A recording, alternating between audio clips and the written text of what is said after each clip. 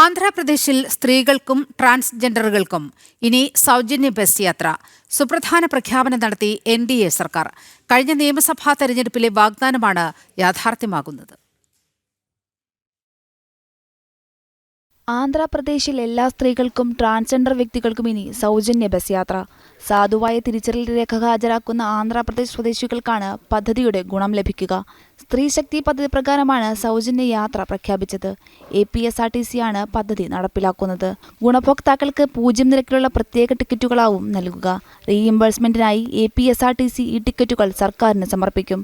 പല്ലവെല്ലഗു, ultra Palle Velugu, city ordinary, metro express സർവീസുകൾക്ക് മാത്രമേ സൗജന്യ യാത്ര ബാധകമാകൂ. മറ്റു ബസ്സുകൾക്ക് ഈ യാത്രാ ആനുകൂല്യങ്ങൾ ലഭിക്കില്ല. സ്ത്രീ യാത്രക്കാരുടെ സുരക്ഷ ഉറപ്പാക്കുന്നതിനായി എല്ലാ വനിതാ കണ്ടക്ടർമാർക്കും ബോഡി വോൺ ക്യാമറ നൽകുന്നതിനെക്കുറിച്ചും ബസ്സുകളിൽ CC ക്യാമറകൾ സ്ഥാപിക്കുന്നതിനെക്കുറിച്ചും സർക്കാർ ആലോചനകളുണ്ട്. ന്യൂസ് ഡെസ്ക്, ജനം.